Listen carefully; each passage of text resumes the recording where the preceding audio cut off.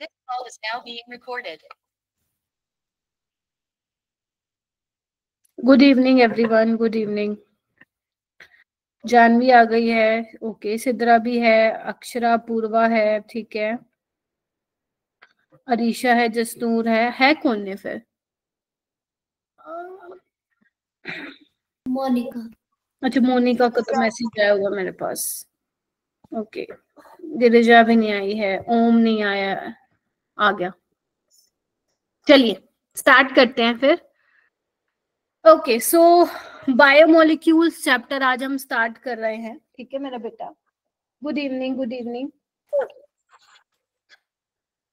क्या हो गया? मोबाइल भी ऐसा ही चलने लगा था, अभी मैंने स्पेस क्लीन अप किया।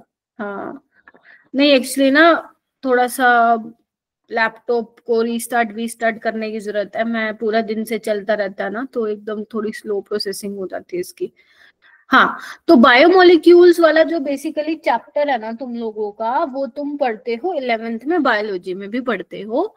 कुछ कुछ चीजें क्योंकि तुम मेडिकल वाले बच्चे भी हो तो मेरे को ज्यादा पढ़ाने में जद्दोजहद नहीं लगेगी, ठीक है।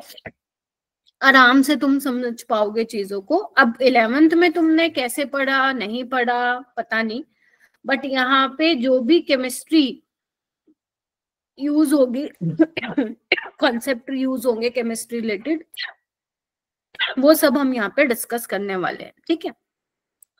तो आज का जो लेक्चर नंबर 1 रहेगा वो रहेगा अपना कार्बोहाइड्रेट्स पे, और यहाँ पे मैं स्ट्रक्चर ऑफ ग्लूकोज के बारे में भी आप लोगों को समझाऊंगी, एंड उससे रिलेटेड जो क्वेश्चंस होंगे वो आप लोग सॉल्व कर पाएंगे। तो बेसिकली आज हमें क्या करना है, बेसिक्स पढ़ना है इस चैप्टर का। तो I will take 6 lectures, 5 to 6 lectures to complete this chapter, ठीक है। एंड ग्लूकोज का स्ट्रक्चर यहाँ पे हम देखेंगे। अब ग्लूकोज का स्ट्रक्चर हमें दो देखना है, एक तो हमें देखना है फिशर प्रोजेक्शन में, और एक हमें देखना है साइक्लिक स्ट्रक्चर उसका, होर्थ प्रोजेक्शन, ठीक है। अगर आपने स्कूल में पढ़ा होगा तो सुना होगा what I am trying to say, but yes, Fisher projection तो मैंने आप लोगों को पढ़ाया हुआ है ना, याद आ रहा है फिशर प्रोजेक्शन ऐसा? Yes ma'am. तो यस, इसका भी एक फॉर्म देखेंगे, ठीक है। तो बेसिकली आज ग्लूकोज काफी सारा होने वाला है। उसके अलावा अगर मैं तुम्हें बोलूं कि लास्ट 5 इयर्स में कितने क्वेश्चन आए हैं, तो अराउंड आप बोल सकते हो 7 से 8 क्वेश्चन आया हुआ है। या तो वैसे तो जनरली इस चैप्टर से एक ही क्वेश्चन आता है पेपर में, ठीक है, क्योंकि सिलेबस थोड़ा सा कम कर दिया है, तो देयर आर चांसेस कि यहाँ से वो 2 क्वेश्चन पूछ ले, बट आप सोच सकते हो कि 1 से 2 क्वेश्चन यहाँ से पूछा जाएगा। अब इसमें भी वही सेम चीज है कि चैप्टर छोटा है, हाँ इसमें चीजें बहुत सारी हैं, लेकिन अच्छी बात ये है मेरा बेटा कि यहाँ पे भी जो क्वेश्चन आते हैं वो प्रिडिक्टेड क्वेश्चन आते हैं। प्रिडिक्टेड बोले तो कि जो प्रिडिक्टेड बोले तो, या मैं ये बोलूं सिलेक्टेड क्वेश्चन आते हैं, जो अभी से मैं पैटर्न देखती आ रही हूँ बायोमोलिक्यूल्स का। तो लास्ट 5 इयर्स में क्वेश्चन के बस मान लो किसी टाइम पे एग्जामिनर ने कार्बोहाइड्रेट से सवाल पूछ लिया, किसी टाइम पे उसने अमाइनो एसिड से पूछ लिया, कभी उसने विटामिन से पूछ लिया। यही तीनों में कुछ ना कुछ तो वो पूछता रहता है। कभी कार्बोहाइड्रेट से पूछ लिया, कभी वो विटामिन से पूछ रहा है, कभी वो प्रोटीन से पूछ रहा है। अगर उसको 2 क्वेश्चन डालने हो तो फिर वो किसी 2 टॉपिक से उठा लेगा क्वेश्चन। तो इस चैप्टर को आपको प्योरली कहाँ से पढ़ना है? Only from NCERT, only from NCERT, line by line. तो आपको एक बात बताऊं, जितना मैं पढ़ाती जाऊंगी ना, अपने कीमती वक्त में से, बिजी स्केड्यूल में से 20 मिनट निकाल लेना एनसीईआरटी पढ़ने का। एनसीईआरटी में सिर्फ 7 से 8 पेजेस में ये चैप्टर खत्म है। बेशक तुम खोल के बैठे हो तो देख भी सकते हो, थोड़ा सा 1-2 पेज का होगा डिफरेंस, बाकी ये खत्म है, ठीक है। तो जितना मैं आप लोगों को कराती जाऊंगी उसको एनसीईआरटी में से रीड करके उसी टाइम निपटाते जाना, और जो मैं क्लास में इंपॉर्टेंट पॉइंट बताऊंगी ना वो आप अपने एनसीईआरटी में भी लिख सकते हो, अगर आप जब एनसीईआरटी रीड करोगे। और नोट्स में तो आपको लिखना ही लिखना है, नोट्स साथ साथ बनाएंगे, बिकॉज मैं यहाँ पे बहुत सारी चीजें एक्स्ट्रा भी बताने वाली हूँ। हालांकि पेपर तो एनसीईआरटी में से ही बनता है इसका, बट कुछ चीजें ऐसी हैं जो एक्स्ट्रा एनसीईआरटी के बाहर से भी पूछा जा सकता है, ठीक है। तो यस, क्योंकि प्रीवियस ईयर में अगर मैं बात करूं तो कभी कभी एक दो ऐसी रिएक्शन आई हैं जो एनसीईआरटी में नहीं है, बट फिर भी वो पूछी गई हैं, तो वो हम पढ़ेंगे। ठीक है जी, तो फिर क्या स्टार्ट करते हैं। सच बता रही हूँ, ट्रस्ट मी, चैप्टर इजी है, बिल्कुल भी घबराने की जरूरत नहीं है। आई प्रॉमिस कि मैं आपको पूरा ट्राई करूंगी कि समझ में आती जाए चीजें। तो ये वो टॉपिक्स हैं जो आपको पढ़ने पड़ेंगे। तो बायोमोलिक्यूल्स आर सेवरल टाइप्स, ठीक है, ये अलग अलग टाइप्स के हैं बायोमोलिक्यूल्स। आपको पता है ना हमारी बॉडी में कॉम्प्लेक्स रिएक्शंस होती हैं बॉडी के अंदर, गेटिंग माय पॉइंट। और आपको पता है ना, कार्बोहाइड्रेट्स, प्रोटीन्स, एंजाइम्स, विटामिन्स, ये हमारी बॉडी के लिए कितने जरूरी हैं, है ना। These all are very essential for our life, ठीक है। तो इसके बिना तो भाई साहब हम रहेंगे नहीं होगा तो कुछ, है ना, गेटिंग माय पॉइंट। तो यही सब चीजें आप लोगों को पढ़नी है। कार्बोहाइड्रेट्स के बारे में पढ़ना है, प्रोटीन्स के बारे में पढ़ना है। कार्बोहाइड्रेट्स में हम शुगर्स के बारे में पढ़ेंगे, प्रोटीन्स में आप अमाइनो एसिड्स के बारे में पढ़ेंगे। उसके अलावा जो ये वाला टॉपिक है ना, एक एंजाइम, विटामिन्स, न्यूक्लिक एसिड और हॉर्मोन्स, ये बहुत छोटे छोटे छोटे टॉपिक है, ठीक है। एक दिन में ये खत्म हो जाते हैं, ठीक है। गुड इवनिंग, कोई बात नहीं गिरजा, ठीक है। जो आपका मेजर, जो आप बोलोगे ना, जो बहुत ज्यादा इंपॉर्टेंट है इस चैप्टर का, मतलब जहां से क्वेश्चन बनता ही बनता है, वो आपका एक कार्बोहाइड्रेट है और एक प्रोटीन है और एक विटामिन है, ठीक है। यहां से क्वेश्चन बहुत ज्यादा बनते हैं और मुझे 2 दिन तो लगेंगे ये पढ़ाने में, कार्बोहाइड्रेट, 2 दिन प्रोटीन पढ़ाने में लगेंगे और 1 दिन मुझे ये पढ़ाने में लगेगा, ठीक है जी। तो vitamin, nucleic acid, hormones, enzyme, ये 1 दिन का काम है। But yes, carbohydrate and protein, पहले 2 topic will take time, will take 4 lectures. Clear है? तो अब आप समझ ही जाओ, जिसमें ज्यादा टाइम लग रहा है तो वो ज्यादा इंपॉर्टेंट होगा। गिरिजा एक्चुअली में क्या है ना, अभी देखो सैटरडे को तो मैं बोलूंगी एल्डिहाइड कीटोन वाली रिवीजन क्लास, तो 1 लेक्चर यहाँ चला गया अपना। उसके अलावा वेंसडे और फ्राइडे को मैं लीव पे हूँ, तो वो 2 लेक्चर वहां चलेगा, नहीं तो हो जाता कंप्लीट, ठीक है। तो वो दिक्कत हो गई ना 3 लेक्चर की, तो वो है, ठीक है। बट यस, 15 दिसंबर से पहले पहले तुम्हारा सिलेबस मैं खत्म करा दूंगी, ये तो मैं तुमसे प्रॉमिस करती हूँ, ठीक है। चलो हेडिंग डालेंगे सारे बच्चे, कार्बोहाइड्रेट्स पढ़ते हैं, स्टार्ट करते हैं। बहुत ही प्यारा चैप्टर है, इजी चैप्टर है, लेकिन अगर नहीं समझोगे तो भूल जाओगे। तो कार्बोहाइड्रेट देखो ना, इसको ना तोड़ दो आप लोग। तोड़ोगे कैसे? कार्बन और हाइड्रेट, कार्बन में टूटा कार्बो और हाइड्रेट टूटा हाइड्रेट, मतलब वाटर। बोलो। तो जो बेटा पहली डेफिनेशन दी गई थी कार्बोहाइड्रेट्स की, वो दी गई थी कि कार्बोहाइड्रेट्स नाम से ही ओरिजिनेट हो रहा है इसका name, that is hydrates of carbon. पहले कार्बोहाइड्रेट्स को क्या बोला जाता था? Hydrates of carbon. और उसका जो जनरल फॉर्मूला होता था मेरा बेटा, वो होता था हमारे पास CxH2O। Getting my point? मैं फिर बोल रही हूँ, जो पहले के टाइम पे जो बेसिकली जो नेम दिया गया था कंपाउंड्स को, वो जनरल फॉर्मूला क्या था कार्बोहाइड्रेट्स का? Hydrates of carbon, CxH2O। ठीक है। तो बेसिकली क्या होता था, अब जो ये फॉर्मूला है, ये कुछ कंपाउंड्स पे तो फिट हो रहा था और कुछ कंपाउंड्स पे फिट नहीं हो रहा था। जैसे आपके एनसीईआरटी में भी दे रखा है 90, देखो 100% हम एनसीईआरटी को तो पढ़ेंगे क्योंकि पेपर वहां से आता है, but there are some reaction, there are some important concepts which are not included in your NCERT, but sometimes question asked in your NEET exam. Getting my point? तो वो हमें करना पड़ेगा, ठीक है, वरना आप देखेंगे मैं मोस्टली चीजें आपको एनसीईआरटी वाली ही पढ़ा रही होंगी। तो अगर मैं मेरा बेटा यहाँ पे x को 6 ले लूं और y को 6 ले लूं, तो ये मेरे पास क्या बन जाएगा? C6H2O6, यानी कि इसको मैं ये लिख दूं C6H12O6। ये तो मैम हमारे पास ग्लूकोज हो गया, या you can also say fructose हो गया, ठीक है। ग्लूकोज और फ्रक्टोज का यही फॉर्मूला होता है C6H12O6। तो अगर मैं इसके अकॉर्डिंग देखूं तो ये तो भाई साहब डेफिनेशन में एकदम फिट बैठ रहा है। लेकिन अगर मान लो मैं x की वैल्यू 2 ले लूं और x की वैल्यू 2 ले लूं और y की भी वैल्यू 2 ले लूं, तो अगर तुम नोटिस करो तो ये क्या बन रहा है? C2H2O2, ठीक है। और अगर इसको तुम देखोगे तो ये CH3COH तो है, एसिटिक एसिड तुम्हारा, देखो ध्यान से। हाइड्रोजन कितने हैं? Yes, 4, ma'am. Oxygen 2, carbon 4, carbon कितने हैं यहाँ पे? कार्बन यहाँ पे 2 2, तो यहाँ अच्छा हाँ 2, हाँ क्या देख रही हूँ मैं, कार्बन 2 है, लेकिन हमें पता है this is not a carbohydrate, yes ma'am. तो यानी कि ये तो फिट नहीं हो रहा। फिर यू कांट से कि द कार्बोहाइड्रेट इज व्हाट। अगर आपसे पूछे कार्बोहाइड्रेट क्या होता है तो तुम ये नहीं बोल सकते carbohydrates are the hydrates of carbon. Glucose पे तो लगा दोगे उसको, फ्रक्टोज पे भी लगा दोगे, और काफी और कंपाउंड्स पे भी लग जाएगा, बट इस पे कैसे लगाओगे? और एक आपका होता है एनसीईआरटी में दिया हुआ है, आपका एक शुगर होता है, कार्बोहाइड्रेट होता है रेमनोज, शायद आपने बायो में भी सुना होगा। हालांकि केमिस्ट्री में हम इसके बारे में डिस्कशन ज्यादा करेंगे नहीं, रेमनोज का आपके काम का भी नहीं है, बट यस आपको पता होना चाहिए। अब रेमनोज क्या होता है? C6H12O5, ये आपका कार्बोहाइड्रेट है, लेकिन ये इस डेफिनेशन में फिट ही नहीं होता। Getting my point? तो आपको क्लियर हुआ? तो आप नहीं बोल सकते हो carbohydrates are the hydrates of carbon, ये उसकी आधी अधूरी डेफिनेशन है। I hope it is clear. Yes ma'am. ठीक है, तो मैम अगर हमसे कोई पूछे कि कार्बोहाइड्रेट्स की डेफिनेशन क्या है तो हम क्या बोलेंगे?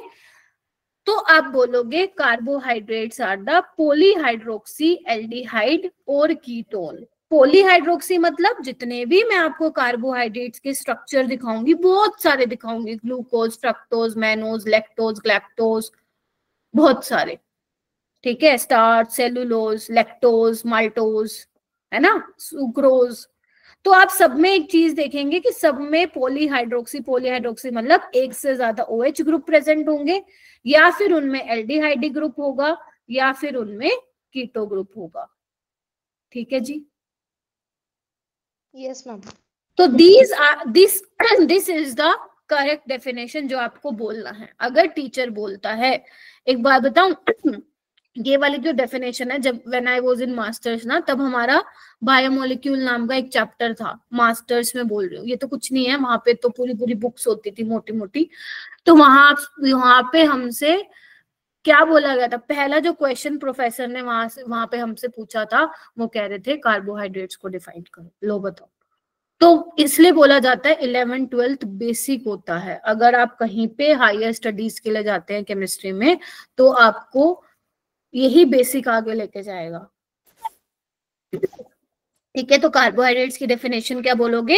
हाइड्रेट्स ऑफ कार्बन नहीं बोलोगे, आप बोलोगे पॉलीहाइड्रोक्सी एल्डिहाइड और कीटोन। और इनको हम सैकराइड्स भी बोलते हैं। सैकराइड्स का मतलब क्या होता है? सैकरोन का मतलब होता है शुगर। क्या होता है? शुगर होता है। ठीक है, तो कार्बोहाइड्रेट्स क्या है? शुगर ही तो है। जब आप कोई पैकिंग लाते हैं खरीद के, कोई भी लाते हैं, तो वहां पे लिखा होता है कार्बोहाइड्रेट इतना ग्राम, तो कार्बोहाइड्रेट इज व्हाट? शुगर होता है। ठीक है, यस मैम। क्लियर हुआ सबको? Yes ma'am. चलिए, नाउ आगे बढ़ते हैं हम। Classification of carbohydrates. तो क्लासिफिकेशन जो कार्बोहाइड्रेट्स की गई है, अच्छा गूगल मीट पे देखो अलग कलर में दिख रहे हैं, तुम्हें डार्क कलर का ऑरेंज दिख रहा होगा, मुझे लाइट कलर का दिख रहा है। लाइट ही दिख रहा है। लाइट दिख रहा है? फिर मेरे को मेरे फोन में डार्क दिख रहा है भाई, ये कैसे हो सकता है? कौन सी लाइट ऑन है? ठीक है, तो क्लासिफिकेशन में हम क्या करेंगे? बेसिकली 3 टाइप के हम यहाँ पे बेसिकली कार्बोहाइड्रेट्स को 3 कैटेगरी में क्लासिफाई कर रहे हैं। फर्स्ट कैटेगरी है हमारी मोनोसेक्राइड्स, आप ये लिखते भी जाएंगे बिकॉज मैं बहुत धीरे धीरे बोल रही हूँ। Second category is your oligosaccharides and third category is your polysaccharides. ठीक है, नाउ फर्स्ट क्वेश्चन ये आता है, अभी मैं ना इससे बेसिक क्वेश्चन पूछूंगी तो सुनते जाओ, बिकॉज थ्योरी वाला चैप्टर है, न्यूमेरिकल तो है नहीं इसके अंदर, है ना, सिर्फ यहाँ पे ऑर्गेनिक होगी। ऑर्गेनिक के वैसे तो इसका मेन पोर्शन आप बायोकेमिस्ट्री में पढ़ते हो, बट क्योंकि ये ऑर्गेनिक के चैप्टर में इसलिए इंक्लूड किया गया है क्योंकि यहाँ पे आप काफी सारी रिएक्शंस देखोगे जो आप ऑर्गेनिक में ऑलरेडी पढ़ चुके हो। तो मोनोसेक्राइड्स को अगर आप लोगों को बेटा डिफाइन करना हो तो कैसे डिफाइन करोगे? तो जितने भी ये सेक्राइड्स मैं बता रही हूँ on the basis of hydrolysis आप बताओगे। हाइड्रोलिसिस एसिडिक मीडियम में होगी इनकी, लिसिस मतलब होता है टूटना, ठीक है। तो अगर मोनोसेक्राइड्स की बात करूं बेटा, तो अगर आप मोनोसेक्राइड्स की हाइड्रोलिसिस कराते हो तो वो फर्दर किसी और में नहीं टूटेंगे। Getting my point? मोनोसेक्राइड्स को आप हाइड्रोलाइज नहीं कर सकते हो, आप नहीं तोड़ सकते हो। अगर आप कहोगे कि मैम ग्लूकोज की हम हाइड्रोलिसिस करा देंगे तो ग्लूकोज किसी और में नहीं टूटेगा, ग्लूकोज ग्लूकोज ही रहेगा। Getting my point? तो ग्लूकोज इज योर मोनोसेक्राइड। उसके अलावा fructose is also your monosaccharide. अभी घबराना नहीं है मैम, ये क्या नाम बता रहे हो आप, डोंट वरी, आगे आने वाली क्लासेस में तुम्हें स्ट्रक्चर भी रटवा दूंगी, स्ट्रक्चर तक मालूम हो जाएंगे तुम्हें इसके, अभी अगर नाम से घबरा रहे हो तो। राइबोज आपका पेंटोज शुगर होता है, मतलब पेंटोज मतलब 5 कार्बन होता है, देखो ओज मतलब होता है शुगर, ठीक है मेरा बेटा? यस, ठीक है। राइबोज आपका होता है पेंटोज शुगर, अभी मैं बताऊंगी पेंटोज, टेट्रोज। पेंटोज मतलब होता है 5 कार्बन, पेंटोज मतलब होता है जहां पे 5 कार्बन हो, टेट्रोज मतलब होता है जहां 3 कार्बन हो, ठीक है। इसके अलावा और भी मोनोसेक्राइड्स होते हैं, कौन कौन से? जैसे माल्टोज हो गया, माल्टोज आपका मोनोसेक्राइड में नहीं आएगा। जैसे मैनोज हो गया, ये आपका मोनोसेक्राइड है ना। जैसे आपका गलेक्टोज हो गया, ये आपका मोनोसेक्राइड में आता है, ठीक है। तो ये कुछ पॉपुलर मोनोसेक्राइड्स हैं जो आप लोगों को याद होने चाहिए मेरा बेटा। जो मैंने अभी बोला ना माल्टोज, वो होता है ओलिगो में, अभी बताती हूँ। ओलिगोसेक्राइड्स क्या होते हैं बेटा? अगर इनकी आप हाइड्रोलिसिस कराते हो तो हमें या तो सेम मोनोसेक्राइड्स मिलते हैं या फिर हमें डिफरेंट मोनोसेक्राइड्स मिलते हैं, मतलब ये टूट जाते हैं, ये टूट जाते हैं। जैसे तुमने सुना होगा सुक्रोज, सुक्रोज सुना है तुम सबने? Yes ma'am. Yes ma'am. सुना है तो सुना होगा, जब सुक्रोज की हाइड्रोलिसिस कराते हो तो वो ग्लूकोज और फ्रक्टोज में टूटता है। Yes ma'am. Yes ma'am. और ग्लूकोज और फ्रक्टोज क्या है? आपस में मोनोसेक्राइड है। Getting my point? तो आपको जब ओलिगोसेक्राइड्स की हाइड्रोलिसिस कराते हो तो 2 to 10 मोनोसेक्राइड्स मिल सकते हैं उन हाइड्रोलिसिस, जैसे यहाँ पे 2 मिल रहे हैं, ठीक है। तो एन की वैल्यू वो कह रहे हैं 2 to 10, जैसे आपका सुक्रोज हो गया, माल्टोज हो गया, ठीक है। तो ये क्या होते हैं? आपके ओलिगोसेक्राइड्स होते हैं। इसको जब आप हाइड्रोलिसिस कराते हो तो ये डिफरेंट या सेम मोनोसेक्राइड्स में टूटते हैं। Getting my point? Yes ma'am. उसके अलावा आते हैं हमारे पास पॉलीसेक्राइड्स। पॉलीसेक्राइड्स मतलब क्या होंगे?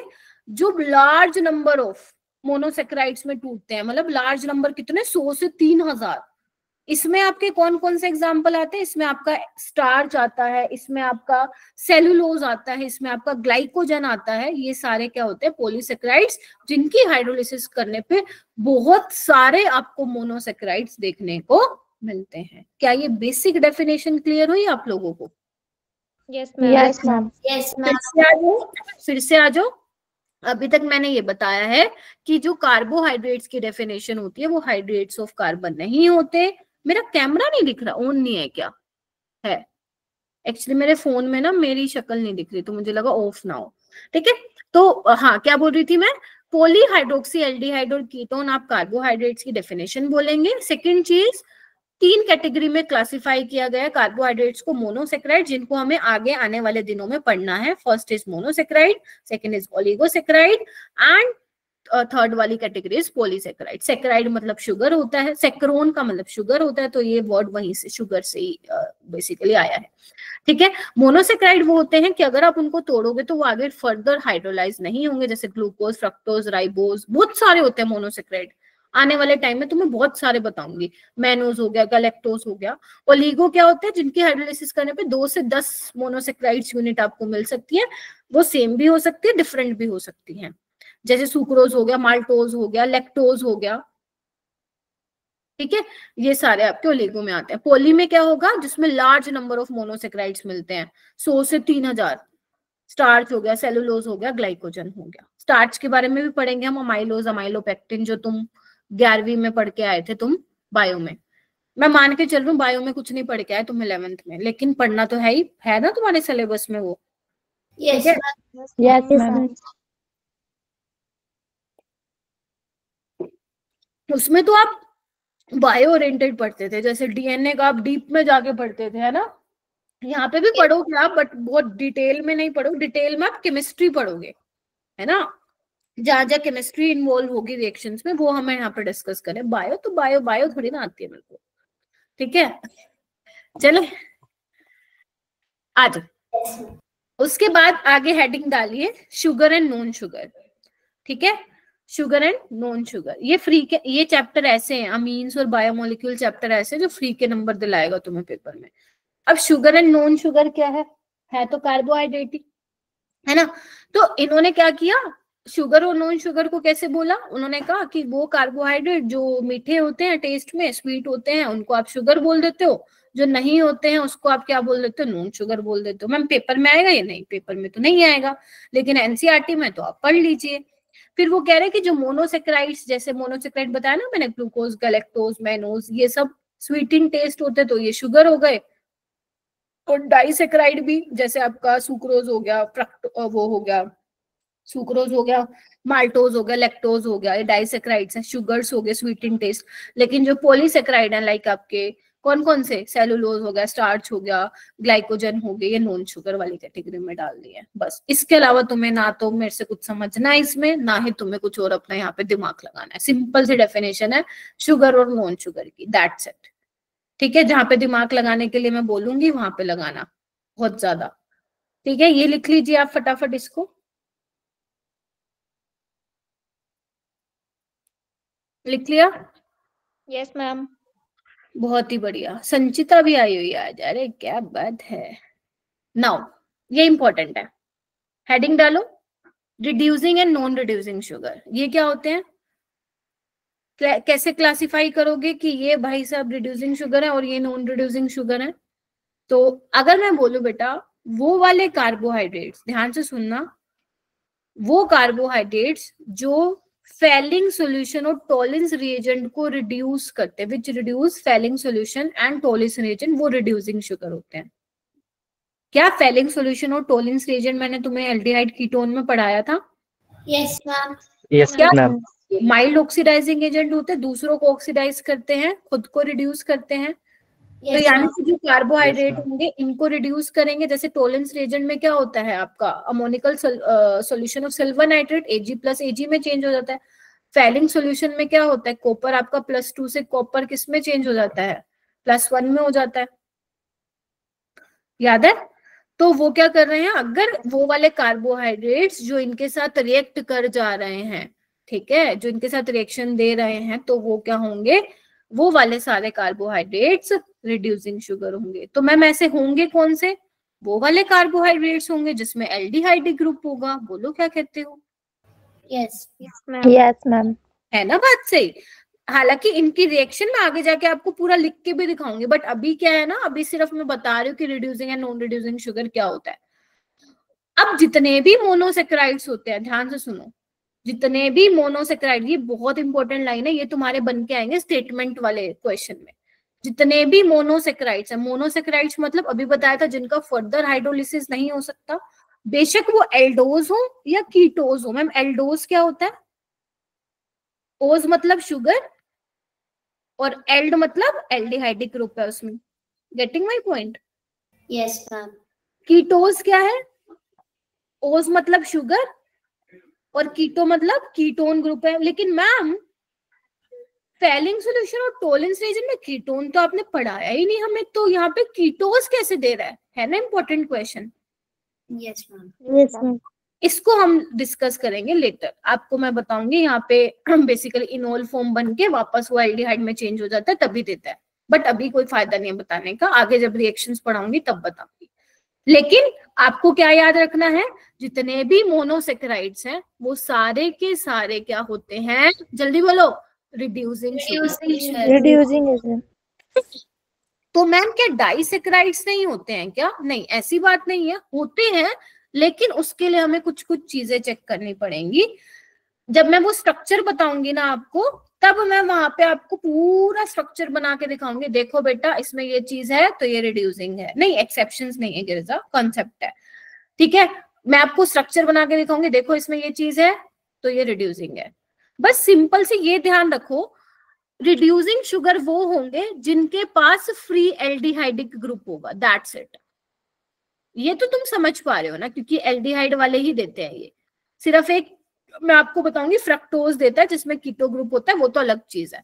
ये चीज तो सबको समझ में आ गई है ना। अगर कहीं पे एल्डिहाइड ग्रुप होगा तो वो देगा ना, Yes, ma'am. देगा। Yes, नहीं ma'am. होगा तो नहीं होगा तो नहीं देगा। तो यहाँ पे एक चीज लिखी हुई है कि जब मैं डाइसेक्राइड्स की बात करूंगी, अब डाइसेक्राइड्स में कौन कौन आ जाएगा मेरा बेटा?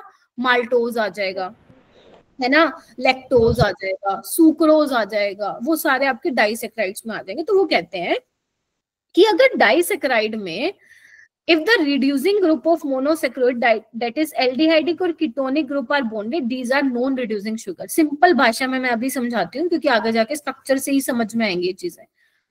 अगर कोई ऐसा डाइसेक्राइड है, डाइसेक्राइड मतलब जिसमें 2 मोनोसेक्राइड मिल रहे हैं आफ्टर हाइड्रोलिसिस, तो अगर जो 2 मोनोसेक्राइड मिल रहे हैं, अगर उनमें बेसिकली जो बॉन्ड बना हुआ दिखाऊंगी मैं आपको, अगर उसमें एल्डिहाइड ग्रुप फ्री नहीं है तो वो रिड्यूसिंग शुगर नहीं है। वो कौन सी कैटेगरी में आ जाएगा? नॉन रिड्यूसिंग में। और जहां पे एल्डिहाइड ग्रुप फ्री होगा वो आ जाएगा रिड्यूसिंग शुगर में। तो जो आपका सुक्रोज होता है ना डाइसेक्राइड में, जो हमारे पास सिर्फ जो सुक्रोज होता है वो नॉन रिड्यूसिंग शुगर होता है। माल्टोज, लैक्टोज, ये सारे रिड्यूसिंग शुगर होते हैं।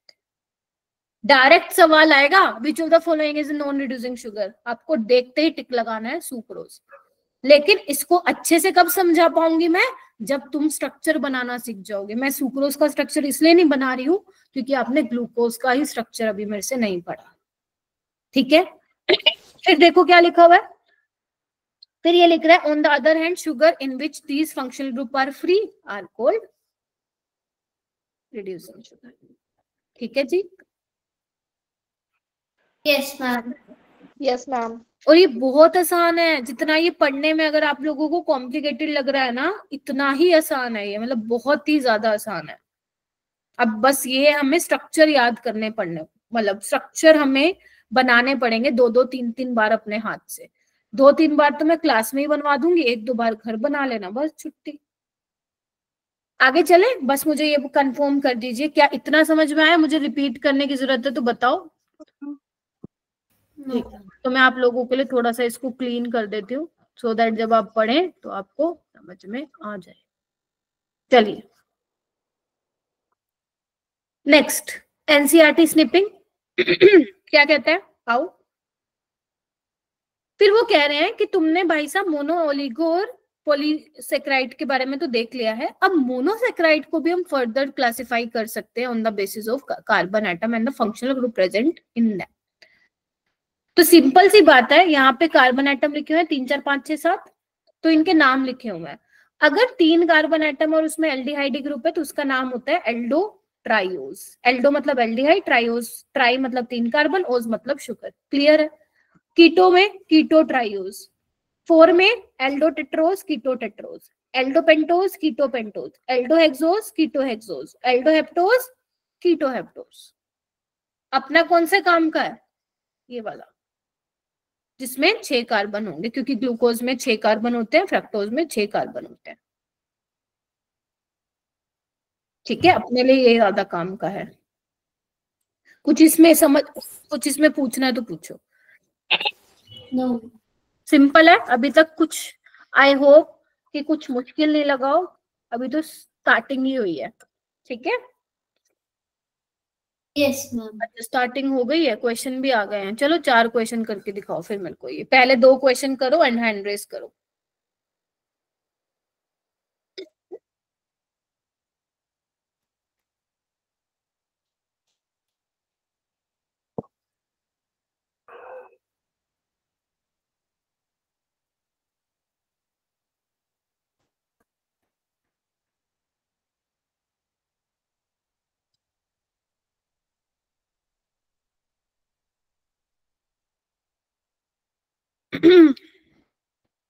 इसमें मैं तुम्हें सजेस्ट करूंगी कि तुम लोग एक तो मॉड्यूल के क्वेश्चंस लगाओ, मैं कल मॉड्यूल अपलोड कर दूंगी और डेली बेसिस पे तुम्हें बताऊंगी ये मॉड्यूल के क्वेश्चन लगाते जाओ। ठीक है, उसमें फिर मैं अलग से असाइनमेंट नहीं दूंगी। ठीक है, और फिर आपको बोलूंगी कि नीट के प्रीवियस ईयर तो वैसे मैं क्लास में ही करवा दूंगी, नीट के जेई के आप लोग मॉड्यूल करेंगे इसका। ठीक है, कल मैं आप लोगों को बता दूंगी। अभी तो क्योंकि आज इतना ज्यादा होगा नहीं, आप लोग क्वेश्चन का लेवल भी देख सकते हैं अभी फिलहाल। ठीक है, सो जैसे जैसे अपना आगे कहानी बढ़ेगी तो क्वेश्चन भी बढ़ते जाएंगे। आप लोगों को मैं बताती हूँ फिर नेक्स्ट क्लास में कि कौन सा करना है आपने आपको मॉड्यूल में सेक्शन। ओके, काफी बच्चों ने हैंड रेज कर लिया है। बाकी ऋषभ, अरीशा, संचिता, ओम, चांदनी, ये कौन बताएगा भाई? इससे इजी तो मैं क्या ही दूं केमिस्ट्री में भाई, है ना? क्या ही दूं? वेरी गुड संचिता। ओके, क्या होगा इसका काजल टमटा क्वेश्चन नंबर फर्स्ट का? मोनोसेकेराइड। मोनोसेक्राइड, जो सिंपलर कंपाउंड्स में नहीं टूट सकते हैं मोनोसेक्राइड्स ही होते हैं। सेकंड, इसमें से कौन सा मोनोसेक्राइड है? Om, Om, which one is monosaccharide? Akshara? Ma'am fructose. Yes, fructose. ये क्या है? स्टार्च क्या है तुम्हारा? Polysaccharide? Polysaccharide. Yes ma'am. Sucrose और माल्टोज क्या है? डाइसेक्राइड। पॉलीसेकेराइड। हाँ, ओलिगो में भी Disaccharide. ठीक है। चले, SACCHARID, हाँ स्पेलिंग ठीक है। ये करिए, which of the following reduces Tollens reagent, and next भी कर दीजिए ग्लूकोज रिड्यूसेस।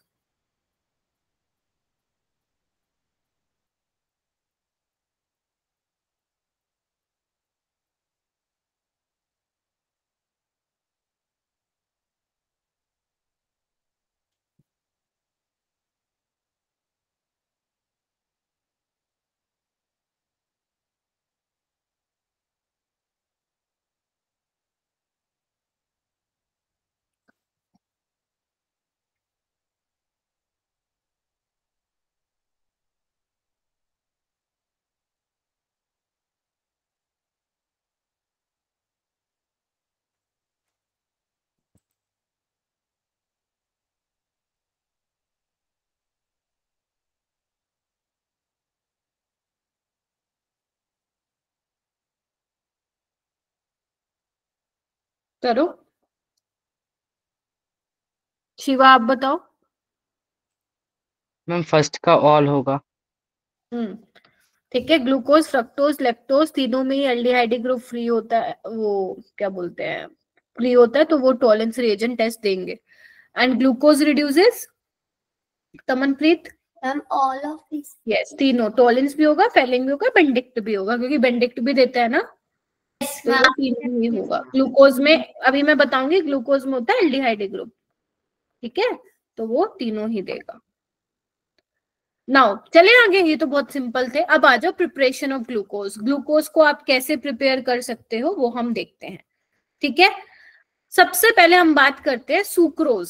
सुक्रोज, सुक्रोज को हम क्या बोलते हैं? केन शुगर भी बोलते हैं, इन्वर्जन ऑफ केन शुगर। तुम लोगों ने, मैंने केमिकल काइनेटिक्स में एक बार नाम लिया था इसका, इन्वर्जन ऑफ केन शुगर। मैंने कहा था अभी मत नहीं बताती तुम्हें इन्वर्जन वर्ड कहाँ से आया, जब बायोमोलिक्यूल्स पढ़ाऊंगी तब आएगा, एंड वो दिन आ गया है। तो बेसिकली जो सुक्रोज का बेटा फॉर्मूला होता है, याद करो इसको, C12H22O11 342 इसका मॉलिक्यूलर मास होता है। जब आप इसकी हाइड्रोलिसिस कराते हो एसिडिक मीडियम में तो टूटता है, तो ये टूटता किसमें है मेरा बेटा? ग्लूकोज में टूटता है और फ्रक्टोज में टूटता है, और दोनों का जो मॉलिक्यूलर फॉर्मूला है वो सेम होता है, C6H12O6, ठीक है।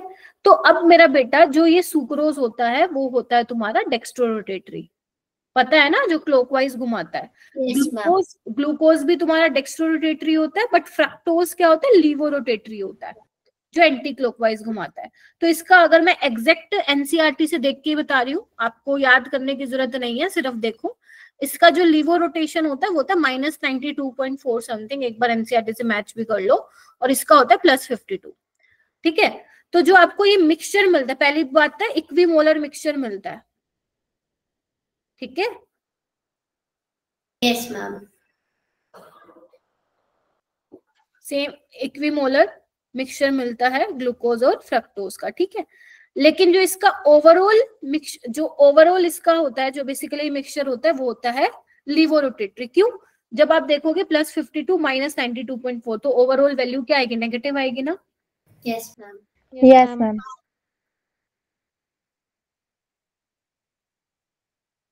तो जो मिक्सचर आपको मिल रहा है वो लीवोरोटेटरी है, दैट इज वाई इसका मतलब हुआ है इन्वर्जन ऑफ केन शुगर। आया समझ में? Yes, ma'am. इन्वर्जन मतलब उल्टा, ठीक है जी। तो बेसिकली सुक्रोज तो डेक्स्ट्रोरेटरी है, ग्लूकोज भी डेक्स्ट्रोरेटरी है, लेकिन जो फ्रक्टोज है दैट इज लीवोरोटेटरी, तो इसका नेगेटिव, इसका जो लीवर रोटेशन है वो -92.4 डिग्री है। तो ओवरऑल जो मिक्सचर का आएगा वो क्या आएगा, ओवरऑल मिक्सचर लीवोरोटेटरी आएगा, ठीक है। तो चेंज किससे हो रहा है, डेक्स्ट्रो से लीवो में चेंज हो रहा है, इन्वर्जन हो रहा है, तो इसीलिए इसका नाम क्या आया, inversion of cane sugar. Clear हुआ?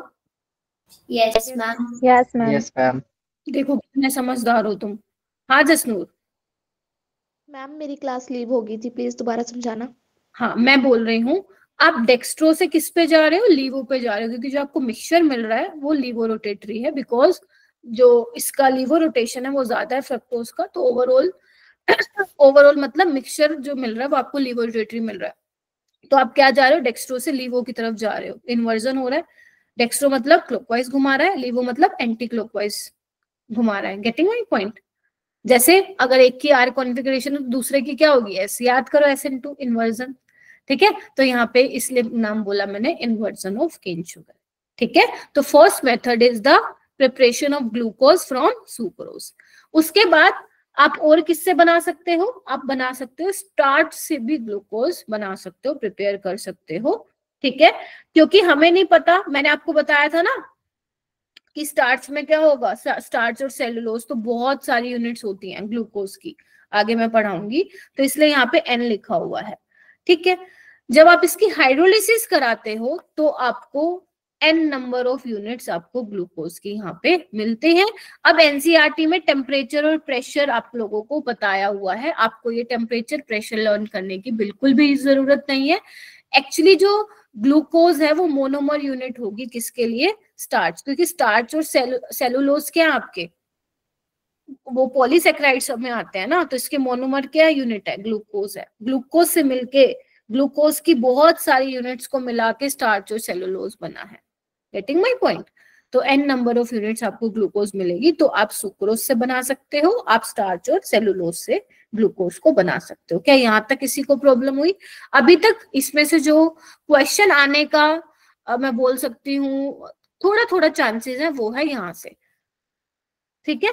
आपसे ये पूछ सकता है स्टेटमेंट वाले में कि जब सुक्रोज टूटेगा क्या हमें इक्विमोलर मिक्सचर मिलेगा, आंसर इज यस, हमें इक्विमोलर मिलेगा, जितना ग्लूकोज का अमाउंट उतना ही फ्रक्टोज का अमाउंट, ये पूछा जा सकता है। दूसरा ये पूछा जा सकता है कि हम इसको इन्वर्जन ऑफ केन शुगर क्यों कहते हैं, और ये भी पूछ सकता है कि जो मिक्सचर है ओवरऑल वो क्या होगा, डेक्स्ट्रो होगा या लीवो रोटेटरी होगा। या वो आपसे ये भी पूछ सकता है कि जो सुक्रोज है वो पहले, मान लो ऐसे बोल सकता है कि एक सब्सटेंस है वो पहले डेक्स्ट्रो रोटेटरी है बट आफ्टर हाइड्रोलिसिस वो लीवो रोटेटरी है, तो डेक्स्ट्रो कौन होगा, सुक्रोज, और लीवो रोटेशन नेगेटिव फ्रक्टोज का, इसीलिए पूरा मिक्सचर लीवोरोटेटरी है। तो ये करके एक क्वेश्चन फ्रेम वो कर सकता है, बाकी इसके अलावा मुझे लग नहीं रहा कुछ और पूछेगा वो, ठीक है। Yes, ma'am. चलो अब उसके बाद हम आते हैं जहां से क्वेश्चन बनते ही बनते हैं, मतलब मैंने आप लोगों को बोला ना कि अगर मान लो पेपर में 2 क्वेश्चन आए तो एक वो कार्बोहाइड्रेट से डालेगा, फिक्स रहता है, या फिर एक डालेगा अमाइनो एसिड्स, विटामिन है, न्यूक्लिक एसिड्स में से। एंजाइम और हार्मोन से कम आते हैं क्वेश्चन, बिकॉज वो थोड़ा ना बायो ओरिएंटेड टॉपिक है। एंजाइम और हॉर्मोन्स का तो इतना नहीं पढ़ते हो ना आप लोग केमिस्ट्री में, प्रोजेस्टेरोन ये सब आप अपने बायो में पढ़ते हो, तो वहां से इसलिए क्वेश्चन आने के चांसेस केमिस्ट्री में कम होते हैं, ठीक है। तो आपका पहला टॉपिक है इंपॉर्टेंट जहां से क्वेश्चन बनने स्टार्ट होंगे अब, स्ट्रक्चर ऑफ ग्लूकोज। अगर आप नोटिस कर पा रहे हो तो मैंने पहले ही ग्लूकोज का यहाँ पे स्ट्रक्चर बना दिया गया है, लेकिन एक्चुअल में इसका मतलब जो आप पढ़ते हो एनसीईआरटी में जब आप पढ़ोगे तो वो कह रहे थे कि ग्लूकोज का स्ट्रक्चर कैसे पता चला, मतलब एविडेंस क्या है, प्रूफ क्या है कि ग्लूकोज का स्ट्रक्चर में 6 कार्बन होते हैं, एल्डिहाइड होते हैं, है ना, आपके 5 OH ग्रुप होते हैं। तो ये जो रिएक्शंस आपको अगर आप एनसीईआरटी में देखोगे या जो मैं रिएक्शन देखो आपको यहाँ पे पढ़ाऊंगी, वो सारे एविडेंसेस हैं कि ग्लूकोज का स्ट्रक्चर ये होता है। लेकिन हम क्या करते हैं, बिकॉज हमें नीट का एग्जाम देना है, तो मैं डायरेक्ट ग्लूकोज का स्ट्रक्चर बनाऊंगी और उसके बाद आपको रिएक्शन बताऊंगी, पेपर में कैसा आता है तुम्हारे बोर्ड्स में, राइट 4 एविडेंस, 4 एविडेंस ऐसे लिखो जिससे आपको पता चले कि ग्लूकोज का स्ट्रक्चर ये होता है। डिफरेंस है ना, नीट में आप क्या पढ़ रहे हो एंड बोर्ड्स में कैसे क्वेश्चन को अटेम्प्ट कर रहे हो। ठीक है, तो अगर मैं ग्लूकोज का स्ट्रक्चर बनाऊं बेटा, तुम लोगों को पता होना चाहिए। ग्लूकोज का स्ट्रक्चर नहीं पता होगा तो पहले ही इस चैप्टर को बुक बंद कर देना, कोई जरूरत नहीं है पढ़ने की। तो ग्लूकोज का स्ट्रक्चर सीख के जाओ आज। 6 कार्बन होते हैं, बना लो। 1 बना दिया, 2 3 4 5, ये देखो और बनाती हूँ ऊपर थोड़ा, तुम तो बना लो 6 कार्बन बना लो, मैं थोड़ा और ऊपर बनाती हूँ। 1 2 3 4 5 6 बना दिया। Yes, ma'am. ओके, तो जो आपका फर्स्ट वाला, क्योंकि फिशर प्रोजेक्शन बना रहे हैं हम, ठीक है, और आपको पता है ये ऑक्सीडाइजेबल ग्रुप सबसे ऊपर होता है, टॉप पे होता है CHO, ठीक है। यहाँ पे होता है HOH सेकंड वाले कार्बन पे, थर्ड वाले कार्बन पे होता है OHH, ध्यान रखना यहाँ पे भूलते हैं बच्चे, थर्ड वाले कार्बन पे होता है OHH, यहाँ पे फिर HOH, फिर दोबारा HOH, और लास्ट वाला कार्बन होता है CH2OH। This is the Fisher projection of your glucose. क्या होता है फिशर प्रोजेक्शन ऑफ ग्लूकोज है ये। CHO, इधर आओ, याद करो, आज के आज ही याद करना अपने को, ये HOH, थर्ड वाला कार्बन बस ध्यान रखना उल्टी कॉन्फ़िगरेशन होती है, मतलब OH आपका लेफ्ट हैंड साइड होता है, OHH फिर HOH HOH CH2OH। This is your glucose, this is your Fisher projection, Fisher form of glucose. और अगर मान लो एग्जामिनर को दिमाग फिरा और वो ये पूछ ले फिशर प्रोजेक्शन में how many chiral center in glucose, जब तक तुम काउंट करो मैं यहाँ पे क्वेश्चन लिख लूं, how many chiral center in glucose, Purva Apurva sorry 11th में पूर्वा है, इन फिशर फॉर्म 5, ठीक है 5 हो गए क्या, एक तो ये रहा, Yes, ma'am. एक ये रहा, एक ये रहा, एक ये रहा, पांचवा कौन सा है पूर्वा,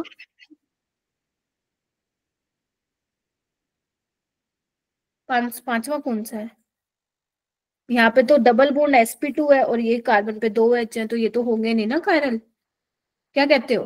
हाँ yes ma'am. Chiral centre 4. किसमें, फिशर फॉर्म में। जब मैं इसका साइक्लिक फॉर्म बताऊंगी मंडे वाली क्लास में तो वहां पे बदल जाएगा आंसर, वहां का 4 से 5 हो जाएगा, ठीक है। तो फिशर फॉर्म में कितने कायरल कार्बन है, कायरल कार्बन क्या होता है, carbon should be sp3 hybridise and attach to 4 different atom और ग्रुप्स, ठीक है। याद कर लिया स्ट्रक्चर, ठीक है, नहीं याद किया तो कर लेना आज के दिन में। इधर आओ, अब वो कह रहे हैं कि भाई साहब जब ग्लूकोज की रिएक्शन आपने HI के साथ कराई, बड़े लंबे टाइम तक उसको हीट किया, HI होता है रिड्यूसिंग एजेंट, क्या होता है हमारा रिड्यूसिंग एजेंट, मैंने पहले भी आपको बताया होगा कभी, दूसरों को रिड्यूस करेगा खुद को ऑक्सीडाइज करेगा। अब रिड्यूस किसको करेगा, ग्लूकोज को करेगा, रिड्यूस मतलब रिडक्शन करेगा, रिडक्शन मतलब गेन ऑफ हाइड्रोजन, क्या कहते हो। तो जितने भी यहाँ पे आपको ऑक्सीजन नजर आ रहे हैं भाई साहब, सबको हटा के HH लगा देना, दिख रहा है आपको। Yes ma'am. अगर तुम सारे HH लगा दोगे, क्या तुम्हें N-हेक्सेन नहीं बन जाएगा क्या, ये CH3 है ना, दूसरे वाला कार्बन CH2 में चेंज, फिर तीसरा, चौथा, पांचवा और लास्ट वाला छठा, बोलो क्या कहते हो। Yes, ma'am. रट्टा नहीं मारना है, मैं याद करवाऊंगी आप लोगों को। जानवी क्लियर है बेटा। Yes ma'am. तो क्या हुआ, अगर तुम अपना NCERT पढ़ोगे तो वो ये बोलते हैं कि जब ग्लूकोज का जो मोलिकुलर फॉर्मूला मिला वो इतना मिला, और जब उसकी रिएक्शन मतलब इतना होता है, लाइक ये मैंने तुम्हें बता दिया, तो वो कह रहे हैं कि हमें नहीं पता भी ग्लूकोज का स्ट्रक्चर क्या होता है, तो वो कह रहे हैं कि जब ग्लूकोज की रिएक्शन करवाई गई थी HI के साथ तो N-हेक्सेन मिला, तो इससे ये चीज पता चल गई, एक प्रूफ मिला हमें, ये देखो लिखा हुआ ना, suggesting that all 6 carbon atom are linked in a straight chain. तो हमें ये पता चल गया कि भाई साहब जो 6 कार्बन हैं ग्लूकोज के वो स्ट्रेट चेन में ही है। तो ये पहला एविडेंस था। क्लियर हुआ? लेकिन नीट में तुमसे एविडेंस की फॉर्म में नहीं पूछेंगे सवाल, वो तो सीधा ये बोलेंगे भाई साहब ग्लूकोज की रिएक्शन कराई HI के साथ, बताओ क्या मिलेगा। तो मैं आपको नीट के पॉइंट ऑफ व्यू से पढ़ा रही हूँ। बोर्ड्स में कैसे आएगा कि राइट 4 एविडेंस कि भाई साहब ग्लूकोज का स्ट्रक्चर ये होता है। क्या पहली रिएक्शन मेरे बच्चों को क्लियर हुई? Yes, ma'am. ma'am. Yes, Yes, ma'am. ma'am. रट्टा मत मारना, समझ के करोगे तो ज्यादा बेटर होगा। HI होता है रिड्यूसिंग एजेंट, ग्लूकोज को रिड्यूस करेगा मतलब ग्लूकोज अपना रिडक्शन कराएगा, मतलब गेन ऑफ हाइड्रोजन। तो जहां जहां ऑक्सीजन ऑक्सीजन है वहां पे हटा हटा के हाइड्रोजन लगा दो, यही बन जाएगा तुम्हारा। क्या रट्टा मारना है इसमें? कोई रट्टा नहीं मारना। But yes, you should know the structure of फिर ग्लूकोज। वो नहीं पता तो फिर कुछ नहीं फायदा हो पाएगा। आगे चलो, लिख लिया है तो, वरना रोक दो मेरे को। Yes ma'am. चलो नेक्स्ट आता है सेकंड एविडेंस आता है। मैं एक बार स्ट्रक्चर बनाऊंगी। ये तो देखो आपकी एनसीईआरटी की लैंग्वेज है, इसका मैं क्या ही करूंगी, ये तो मैं नीट में नहीं पूछेंगे। ठीक है, मैं आपको एक बार स्ट्रक्चर बनाओ, क्योंकि आप 5-6 बार आज स्ट्रक्चर बना लेंगे तो तुम्हें याद ही हो जाएगा। चलो बनाओ, बनाओ एल्डिहाइड का स्ट्रक्चर। 6 कार्बन लगा दो, सेकंड वाले पे HOH, याद रखना थर्ड वाले में पंगा रहता है ना। OHH, HOH, HOH, आगे बोलो CH2OH। H2H. CH2OH बन गया ग्लूकोज। नाउ अब इसकी रिएक्शन हम किसके साथ करा रहे हैं बेटा? हाइड्रोक्सिलमीन। मैम ये तो याद आ गई हमें, ये तो आपने वो पढ़ाया था, nucleophilic addition elimination reaction. Yes, ma'am. क्या करना है तुम्हें? Water barnacle. बस बन गया, बना दो ऑक्साइम। डबल बॉन्ड NOH बन गया। ये क्या था? हाइड्रोक्सिलमीन के साथ रिएक्शन की है ग्लूकोज की, तो ये क्या बन जाएगा? ऑक्साइम बन जाएगा। ये बनाओ HOH, थर्ड वाला कार्बन पे क्या है? OHH, HOH, इसको मैं ऐसे लिख दूं? बताओ, तुम्हारी परमिशन हो तो मैं लिख दूं ऐसा। Yes. Yes, ma'am. ग्लूकोऑक्साइम बन गया ये तो। ठीक है, तो यहां से ये क्या एविडेंस है? ये एविडेंस ये है क्योंकि आप लोगों को पता है हाइड्रोक्सिलमीन के साथ रिएक्ट करके साइनोहाइड्रिन वही बनाएगा जिसके पास एल्डिहाइडिक या कीटोनिक ग्रुप होगा, या मैं सिंपल लैंग्वेज में बोलूं कार्बोनिल ग्रुप होगा। यानी कि इससे ये पता चल गया कि ग्लूकोज में कार्बोनिल ग्रुप होता है। ये तुम्हारे एनसीईआरटी में लिखा हुआ है, बट अपने को क्या करना है? Direct reaction. ठीक है, अभी ये तो हाइड्रोक्सिलमीन, ये तो हाइड्रोक्सिलमीन वाली रिएक्शन थी। एक ऐसी ही तुम्हारी साइनाइड वाली भी होगी, बनाए? चलो साइनाइड वाली बनाते हैं। स्ट्रक्चर बनाओ, चलो स्ट्रक्चर बनाओ।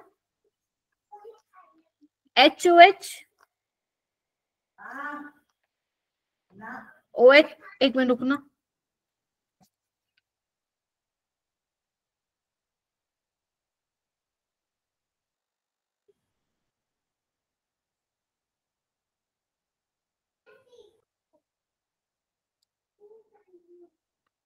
चलो OHH दिख रहा है ना स्क्रीन?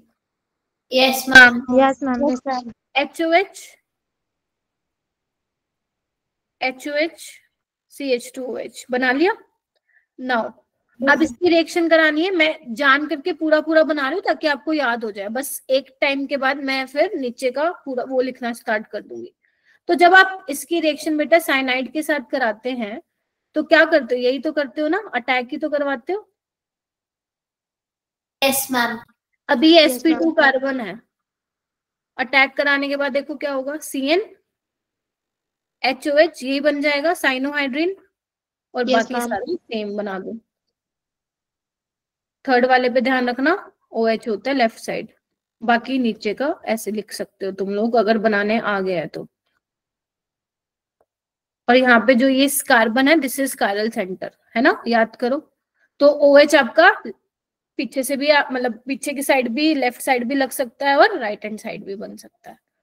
ठीक है, तो इसके 2 बन सकते हैं, समझ के? कायरल सेंटर है ना एक। Yes, ma'am. Yes, Yes, ma'am. ma'am. लिख लो इसको, फिर मैं आगे चलती हूँ।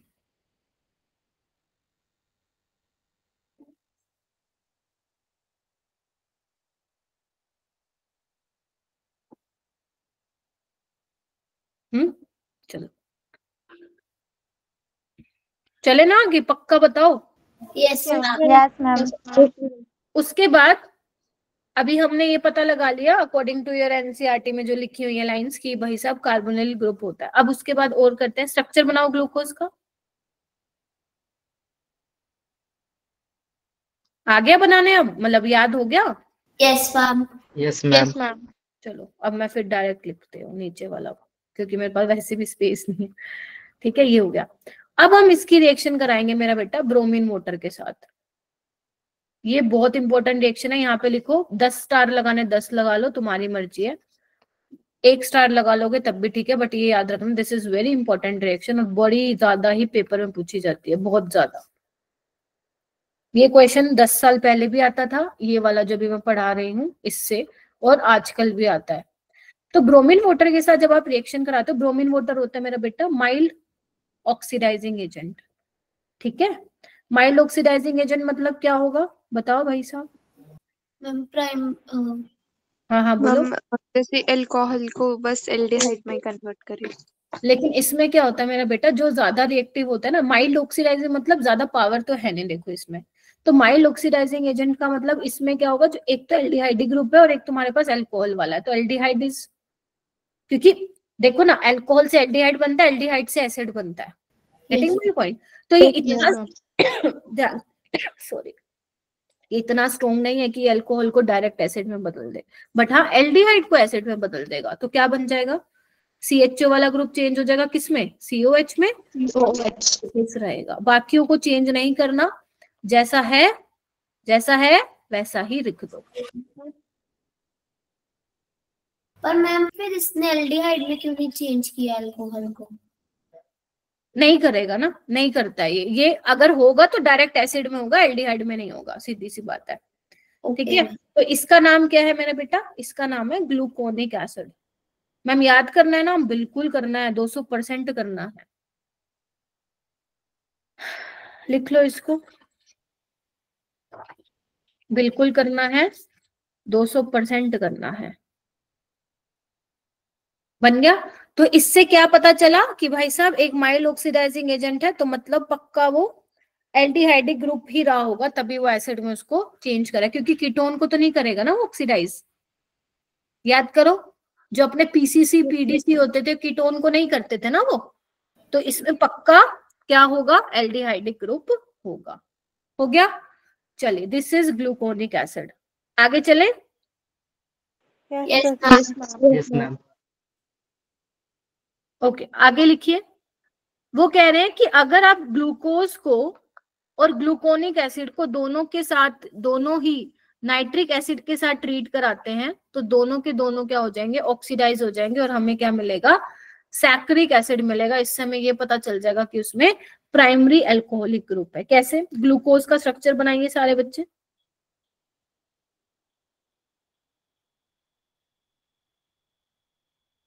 बनाओ, वही मैं बना रही हूँ फिर से।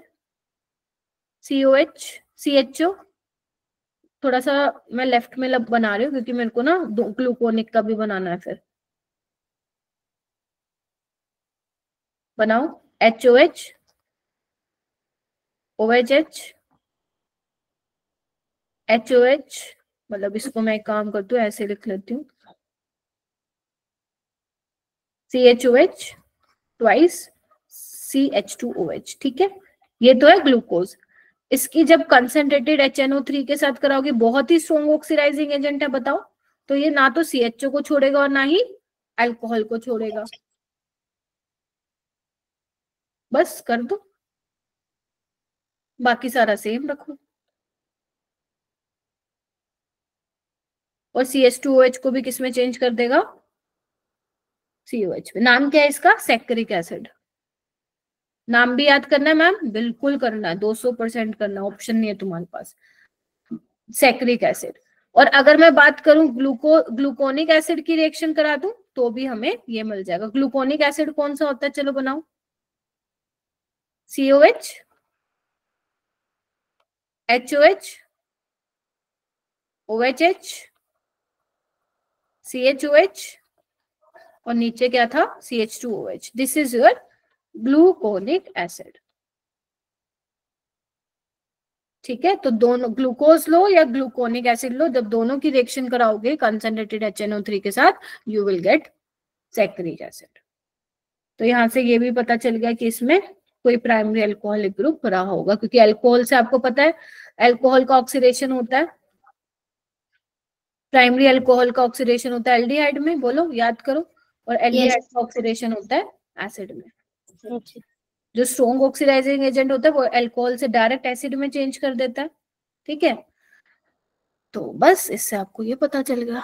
क्या ये रिएक्शन क्लियर हो गई? Yes ma'am. Yes ma'am. बड़े इंटेलिजेंट हो, आ जाओ आगे चल रही हूँ। नेक्स्ट रिएक्शन है, अगर आपने ग्लूकोज की एसिटाइलेशन करा दी तो, मैम ये तो सुना सुना लग रहा है, एसिटाइलेशन तो अभी आपने कल ही नाम लिया है इनका, है ना? चलो फिर ग्लूकोज बनाओ, फिर क्यों रुक रहे हो?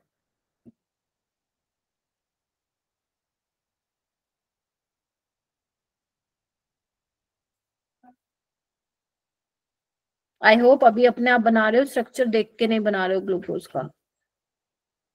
Yes ma'am.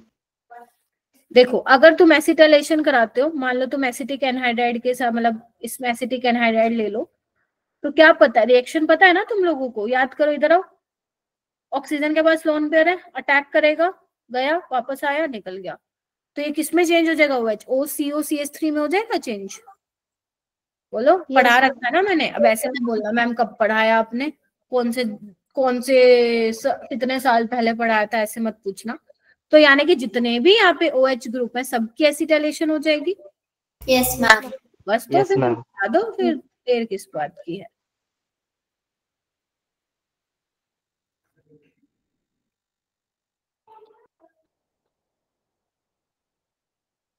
चलो मैं अलग कलर से दिखाती हूँ इसको, लाल कलर से। OCOCH3 OCOCH3 OCOCH3 OCOCH3 OCOCH3। तो ये क्या मिल गया भाई साहब तुम्हें? पेंटाएसिटेट। इससे क्या पता चल रहा है कि भाई साहब ग्लूकोज में कितने हाइड्रोजन हाइड्रोक्सिल ग्रुप है? 5।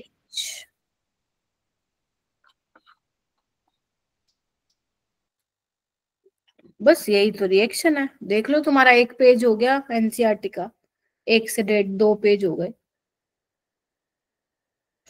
मुश्किल था अभी तक? कुछ भी मुश्किल नहीं लगा होगा, बताओ। Yes ma'am. कुछ है ही नहीं अभी, नॉर्मल ऑर्गेनिक चल रही है जो तुम बहुत पढ़ चुके हो। बस एक ग्लूकोज का नया स्ट्रक्चर, ग्लूकोज का स्ट्रक्चर सीखा है तुमने, रिएक्शंस तो ये पहले भी देखी है तुमने, हाइड्रोक्सिलामीन एसिटाइलेशन वाली।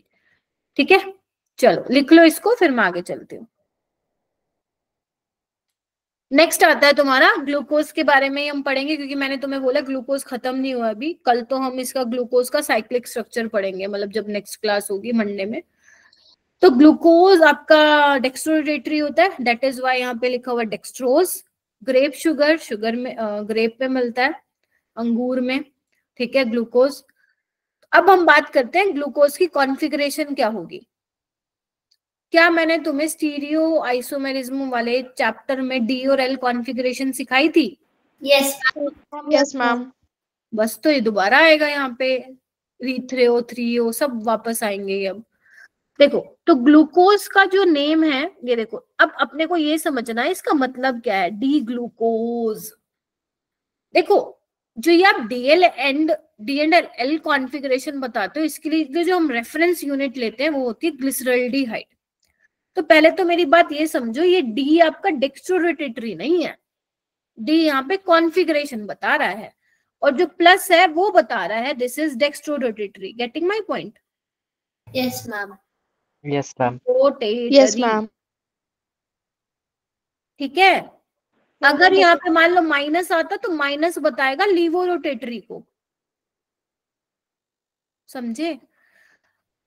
और या तो प्लस लिखा हो या फिर डी लिखा हो, डेक्स्ट्रोरोटेटरी मतलब है इसका, माइनस लिखा हो या स्मॉल एल लिखा हो, इसका मतलब होता है लीवो रोटेटरी। कैपिटल डी और कैपिटल एल का कोई लेना देना नहीं है ऑप्टिकल एक्टिविटी से, कोई लेना देना नहीं है कैपिटल डी का और कैपिटल एल का, स्मॉल डी और स्मॉल एल से। पहले तो ये बात अपने यहाँ पे क्लियर करके चलो, ठीक है। नाउ हम बताएंगे कैसे कि हमारा कौन सा कार्बोहाइड्रेट डी है कॉन्फ़िगरेशन है, कौन सा एल कॉन्फ़िगरेशन है। इसके लिए हम हमारे पास जो रेफरेंस यूनिट होती है वो होती है ग्लिसरॉल्डिहाइड।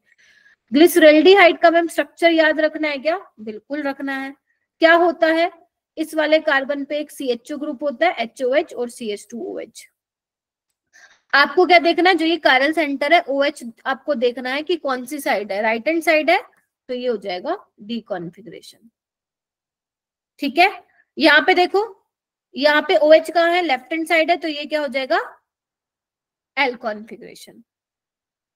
तो आप इसको लिख सकते हो D plus glyceraldehyde, getting my point, और आप इसको लिख सकते हो L माइनस ग्लिसरॉल्डिहाइड। बोलो, minus stands for Yes, ma'am. Plus stands for क्या बोलते हैं, बोलो डेक्सट्रोरेटिव। और कैपिटल D और L क्या बता रहा है, कॉन्फ़िगरेशन। कॉन्फ़िगरेशन कैसे देख के बताएंगे भाई साहब, OH की पोजीशन कहाँ पे है, खत्म कहानी। ठीक है, अच्छा और बात क्या बतानी है मुझे यहाँ पे, यस अगर आप ये चीज नोटिस करेंगे D और L कॉन्फ़िग, जो ये D और L है आपस में देखो मिरर इमेज है। बहुत इंपॉर्टेंट बात बता दी तुम्हें, ये एनसीईआरटी ने लिखती है, तो लिखो नोट डाल के, लिखो नोट डाल के लिखो, ये पेपर में आएगा, मतलब आ सकता है। DL एंड L जो कॉन्फ़िगरेशन है are mirror images of each other. Enantiomer भी दिख रहे होंगे आपको ये, यस मैम। ठीक है, ये लिख लीजिएगा।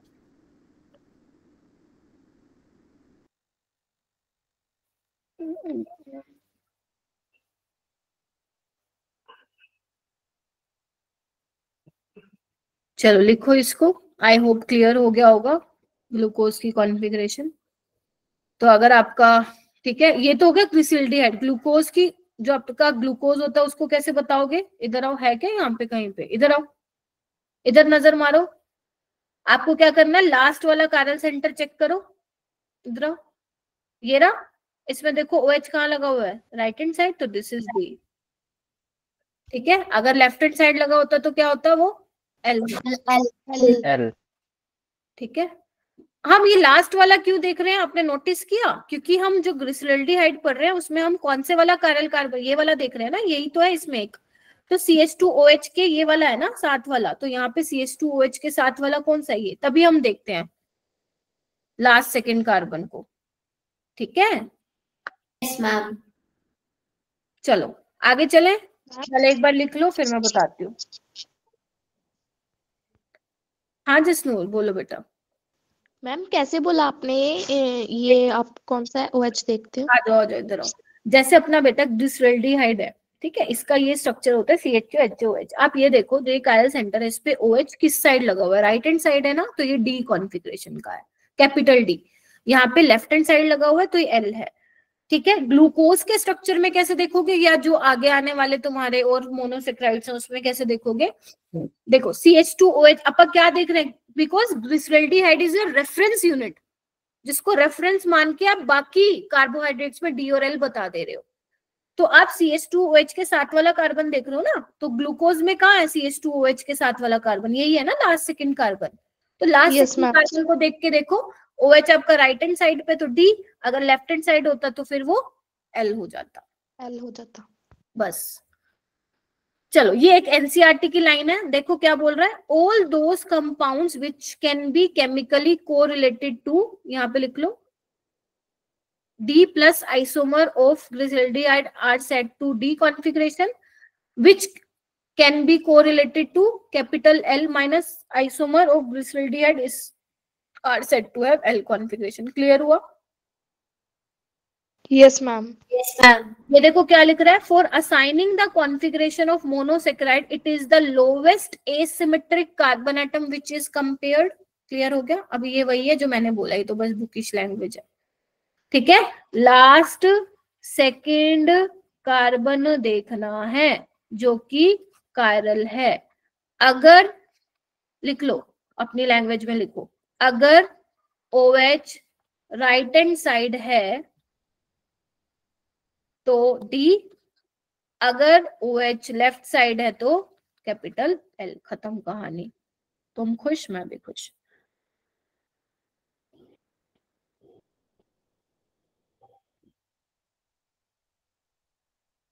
देखो दिस इज डी ग्लूकोज, लिख लिया तो दोबारा मत लिखो।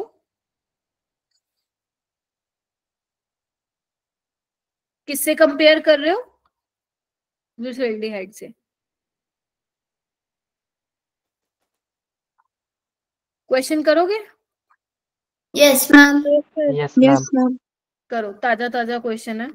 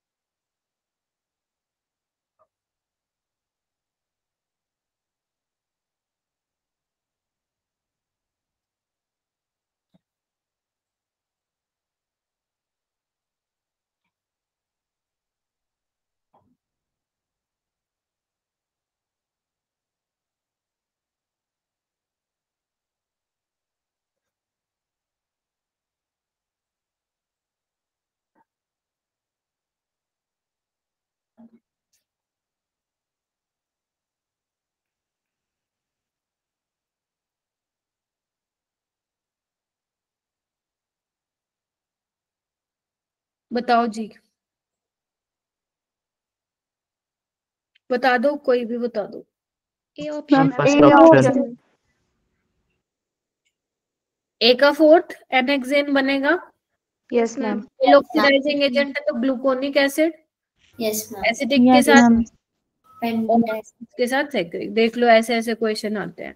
तो वही बात है, जिसने चैप्टर पढ़ा है वो कर लेगा, नहीं तो छोड़ देगा। वैसे ये चैप्टर जनरली सभी करते हैं, बायो वाले बच्चे तो करते हैं, जेई वाले बच्चे छोड़ देते हैं चैप्टर, नहीं उनको पल्ले पड़ता है। क्योंकि अभी थोड़ी बायो भी आएगी ना आगे जाके, उनके वो उनसे पूछोगे ना बायोमोलिक्यूल कैसे लगता है, वो कहेंगे डिफिकल्ट है भाई, लेकिन बहुत स्कोरिंग है, बहुत स्कोरिंग चैप्टर है। ठीक है, चलो ये वाला करो, नीट 2020 में आया था।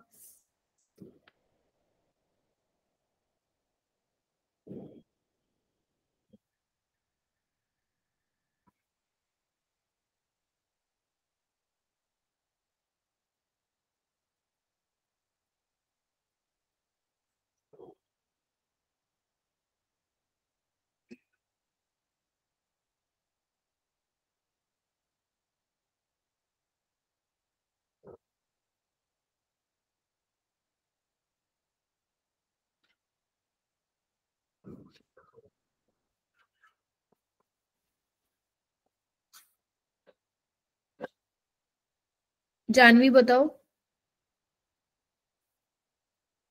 Ma'am, B option. Okay, Tamanpreet, ma'am B option. Girija. Ma'am option B. फिर जब 3 बच्चे बोल रहे हैं तो ऑप्शन बी ही आएगा। ठीक है, ओके।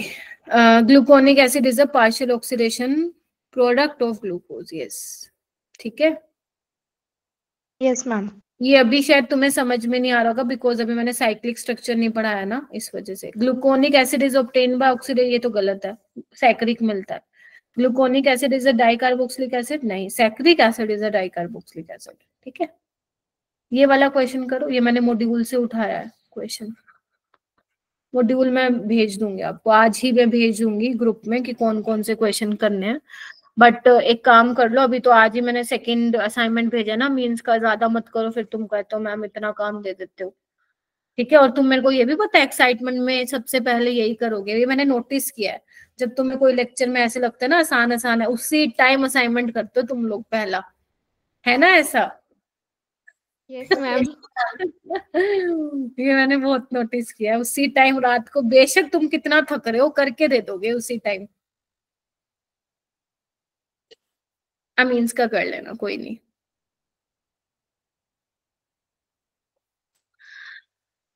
हाँ जी, D glucose react with hydroxylamine and yield an oxime, the structure of an oxime.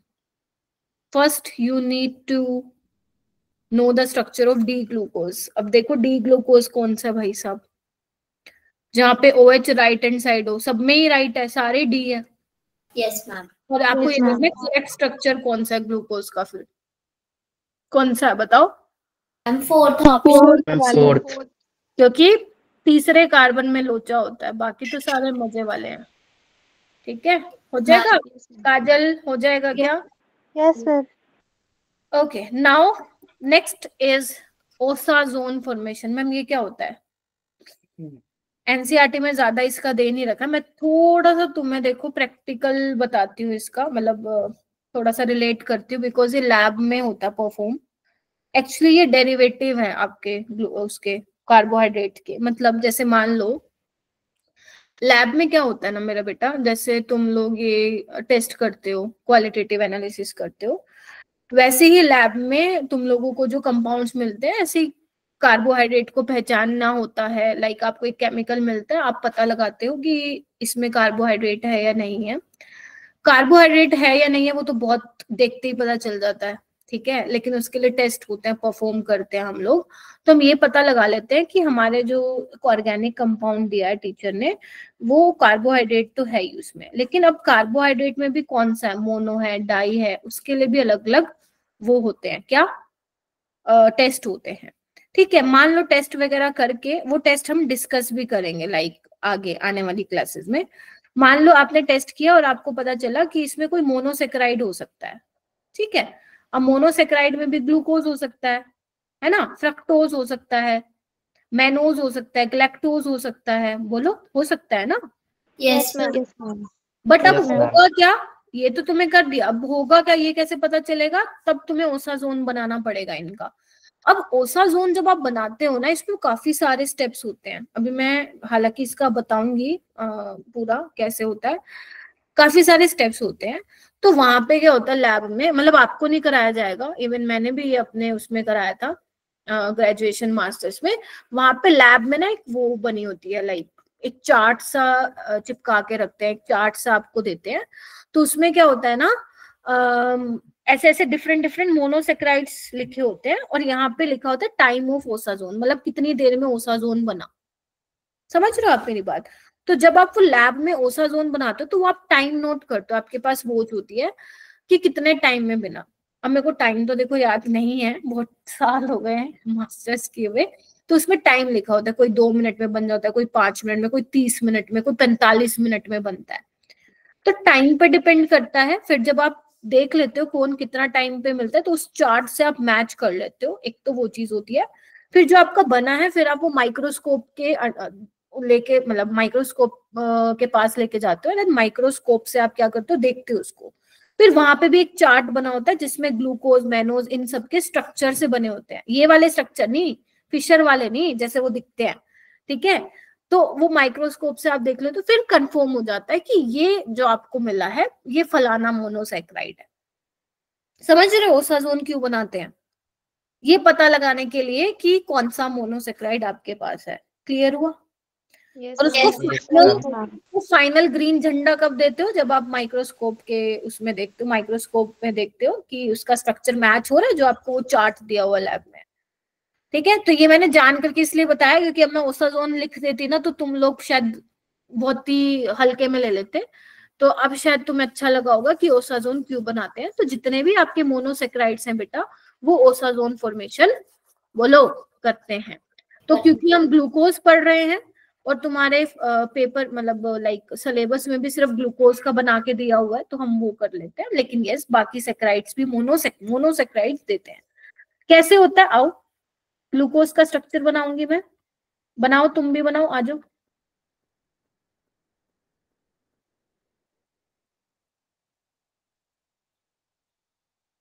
बनाया? Yes, ma'am. चलो यहाँ पे हम लेते हैं बेटा, ये ना कहने ओसा जोन बड़ी मुश्किल से होता है भाई, लैब में ओसा जोन बड़ी मुश्किल से आता है। मेरा तो मैंने 5 बार, मुझे याद है, किया होगा लैब में, मेरे 2 ही बार आया, पता चला कि ये वाला है कार्बोहाइड्रेट। इतना गंदा वो होता ही नहीं था सही से एक्सपेरिमेंट। तो यहाँ पे जो आप डालते हो वो डालते हो फिनाइल हाइड्रोजन। फिनाइल हाइड्रोजन यही होता है, बस बता दो मेरे को। हाँ मैम यही होता है। Yes, ma'am. रिएक्शन नहीं पढ़ना, मैकेनिज्म आपको बिल्कुल नहीं करना, वो एडवांस वाले बच्चों के लिए सिलेबस में होता है, अपने के लिए नहीं है। अपने सिर्फ अपने में तो बस ये ध्यान रखना है कितने मोल हाइड्रोजन के यूज करते हो, तभी मैं पूरा वो बता रही हूँ आपको स्टेप बाय स्टेप। वाटर निकालो, चलो बनाओ। बनाया, नीचे वाले को एज इट इज रखो। पहले 2 कार्बन में चेंज होता है, बाकी तो सब वैसे का वैसे रहता है। CHOH को मैं डायरेक्ट लिख रहा हूँ वैसे।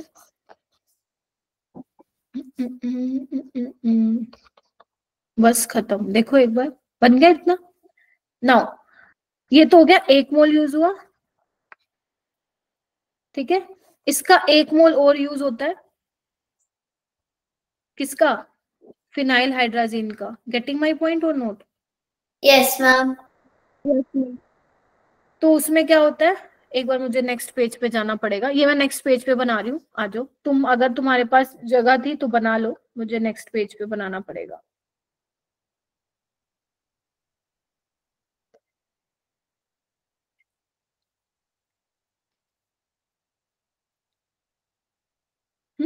अब यहाँ पे एक और मोल यूज करते हैं फिनाइल हाइड्राजीन का। अब मैम क्या होगा, अब एक्चुअली यहाँ पे क्या होता है, बॉन्ड यहाँ पे होती है रिडॉक्स रिएक्शन। हालांकि पूरा मैकेनिज्म है कैसे क्या हुआ, ठीक है, ये एक्चुअली ऐसे जाता है, बट आपको वो नहीं मतलब आपको करना ही नहीं है, करना ही नहीं है तो गूगल से भी मत देखना, कोई चीज करनी नहीं है तो मत ही करना। एक्चुअल में रिडॉक्स मतलब क्या होता है, ऑक्सीडेशन भी होना और रिडक्शन भी होना साइमल्टेनियसली, है ना, यही मतलब होता है रिडॉक्स रिएक्शन का। तो यहाँ पे क्या होता है, जो सेकेंड कार्बन होता है ना मेरा बेटा, वहां उसका ऑक्सीडेशन होता है। ऑक्सीडेशन मतलब एडिशन ऑफ ऑक्सीजन, तभी मैंने जान करके देखो इसको व्हाइट कलर से दिखाया है। ऑक्सीजन का इंसर्शन होता है यहाँ पे और इसका रिडक्शन होता है। ये बॉन्ड टूट जाता है, एक H इसको दे दो, एक H इसको दे दो। यहां से क्या निकला, एक तो अमोनिया निकल गया और एक एनिलीन निकल गया, हाँ ये ना। और आपको पता है एक कार्बन OH स्टेबल, बोलो, नहीं है, नहीं होते। नहीं होता। क्या निकाल दूं फिर? पानी। बस निकाल, वाटर। तो ये बन जाएगा एल्डिहाइड। बस। कीटोन। हाँ। 4 हो गए ना, तो कीटोन है ये, है ना। चलो अब क्या होगा, 1 मोल और यूज होगा फिनाइल हाइड्राजीन का, क्या होगा, वही पानी निकाल दो, फाइनल क्या बनेगा, बना दूं, आओ यहाँ पे बना रही हूँ, C डबल बॉन्ड, एक सेकेंड सीधा बनाने दो, नहीं तो उल्टा ही बनेगा ये। आइए, पहला कार्बन ये है, ठीक है, दूसरा पे भी यही बन जाएगा, बोलो। Yes ma'am. बाकी सारा सेम सेम रख लो, मेरे पास स्पेस नहीं है, और नीचे बना लेना CH2OH, ठीक है। बाकी सारा सेम रहेगा, और जो ये बनेगा ना उसका नाम है तुम्हारा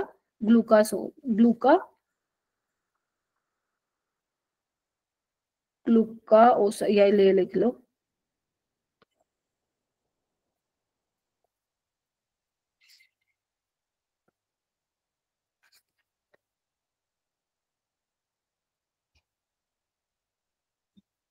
ठीक है, ये आप इसको लिख लो। अब यहां से हुआ क्या, क्या पता चला तुम्हें, तुम्हें ये पता चला कि जो ये ग्लूकोज आपने लिया है, तो पहले 2 कार्बन पे रिएक्शन हो रही है, बाकी सारा इंटेक्ट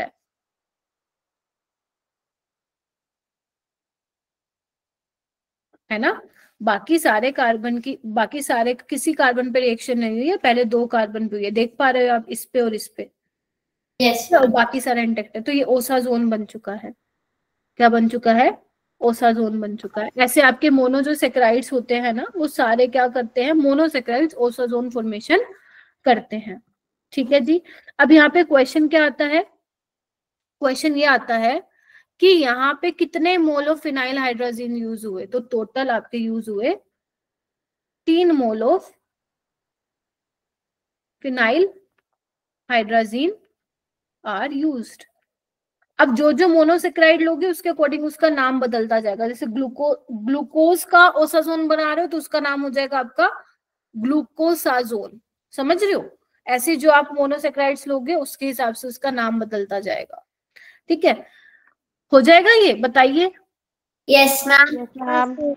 बहुत ही बढ़िया, बस यही करना है आज के लिए। बस फटाफट मुझे ये 2 क्वेश्चन करके दिखा दो, खत्म आज की क्लास। डाइसेक्राइड ऑन हाइड्रोलिसिस, बताओ भाई क्या मिलेगा? रानी आप बताओ।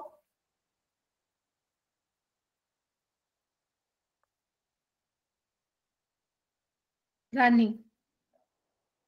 Ma'am, option 1. शिवा।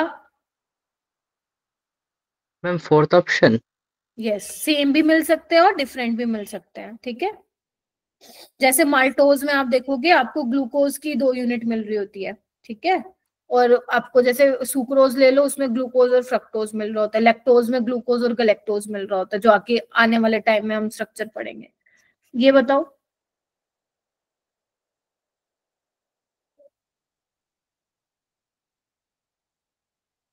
ये तो सबको आता होगा। Akshara. B option. Jasnoor. B option. B option. Raji. Yes Yes, ma'am. ma'am. Yes ma'am. चलो ठीक है, अब कुछ इंपॉर्टेंट रिएक्शन अमीन्स के लिखवा दूं क्या फटाफट? है ना अपने पास time? Yes yes ma'am. Yes, ma'am. आओ जल्दी आओ, लिखना चालू करो, क्योंकि फिर वो रह ही जाएंगी। ठीक है, तो बेसिकली नाइट्रोबेंजीन के साथ है रिएक्शन यहाँ पे सारी। तो नाइट्रोबेंजीन की अगर आप मेरा बेटा tin in the presence of HCl या iron in the presence of HCl, ये कुछ रिएक्शन है आपको याद ही होनी चाहिए, तुम्हारे पास ऑप्शन है नहीं। ये तो मैंने बता दिया था, इसका रिडक्शन होगा, है ना? ये तो मैंने बता ही दिया था। ठीक है, अगर आप इसकी रिएक्शन कराते हो zinc in the presence of ammonium chloride तो क्या मिलेगा? ये वाला एक बार नीट में आ चुका है, मैं यहाँ पे लिख भी देती हूँ नीट में, और मैंने अमीन में एक क्वेश्चन भी दिया था। जानवी तुमने कर लिया ना ये वाला असाइनमेंट? Yes, ma'am. तो तुमने देखा होगा, एक रिएक्शन मैंने दी होगी। ठीक है, तो यहाँ पे क्या बनता है? NaOH। बाकी सब भी देखेंगे जब करोगे। तो इसका नाम क्या होता है? लिखो, फिनाइल हाइड्रोक्सिल अमीन। बात ठीक है ना? NH2OH इज हाइड्रोक्सिल अमीन। अब फिनाइल लग गया तो नाम क्या हो जाएगा?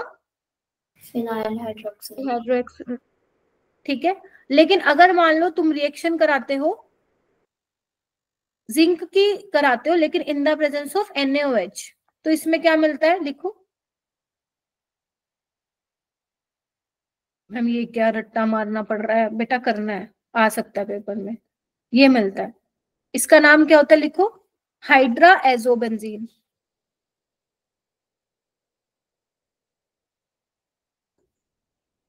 एजो मतलब 2 नाइट्रोजन, हाइड्रा मतलब उन नाइट्रोजन के ऊपर H लगा हुआ है। ठीक है, यस उसके मैम। बाद एक और रिएक्शन लिखो। अगर आप आयरन की रिएक्शन कराते हो इन द प्रेजेंस वाटर, ध्यान से सुनना, HCl की प्रेजेंस में कराते हो तो एनिलीन मिल रहा है, बट अगर आप वाटर की प्रेजेंस में करा रहे हो तो वहां पे मिलता है आपको नाइट्रोसोबेंजीन। कोई नहीं, मैं अभी इसमें से इंपॉर्टेंट भी बता दूंगी कौन सी है, वही कर लेना बस। सारा मन करे तो सारी कर लेना।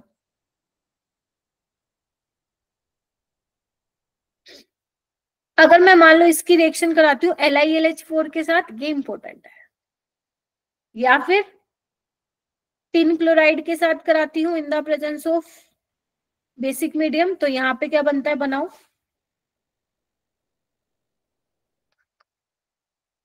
यहाँ पे बनता है एजोबेंजीन।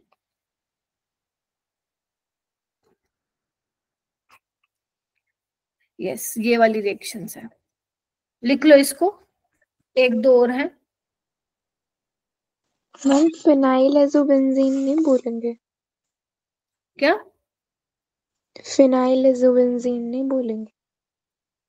हाँ, फिनाइल एजोबेंजीन लिख लो। मैंने तो ऐसे नॉर्मल वो उसका बता दिया जनरल नेम की एजोबेंजीन है। ठीक है, लिख लीजिए। हो गया। 1 2 और रिएक्शन थी, 1 मिनट रुको। 1 2 रिएक्शन थी, 1 सेकेंड रुको। कित्थे गई रिएक्शन, कित्थे गई अपनी रिएक्शन।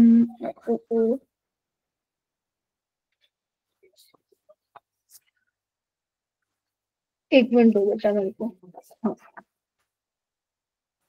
मिस नहीं होनी चाहिए कोई भी। लिखो, अगर आप नाइट्रोबेंजीन की रिएक्शन कराते हो, लिखो, उसका इलेक्ट्रोलिटिक रिडक्शन कराते हो, ये करना है, ऐसे मत सोचना मैम नहीं करना है, क्या करा रहे हो, करना है ये वाला तो स्पेशली जो मैं लिख रही हूँ। इसका मतलब तुम ऐसे याद रख सकते हो, अगर आप वीकली एसिडिक मीडियम प्रोवाइड कर रहे हो तो ये किस में चेंज हो जाता है, एनिलीन में। ठीक है, जब क्या हो, वीकली एसिडिक मीडियम होगा। ठीक है, अगर आप स्ट्रोंगली एसिडिक मीडियम दे देते हो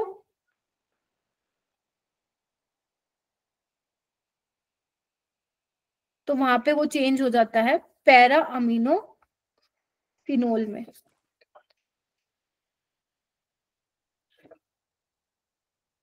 मैम अच्छा वाला बायोमोलिक्यूल चल रहा था, सोच रहे हो।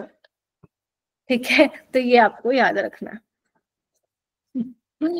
तभी मैंने लास्ट में करवाई है, ये स्टार्टिंग में कराती तो तुम इंटरेस्ट लूज कर देते बायोमोलिक्यूल्स में।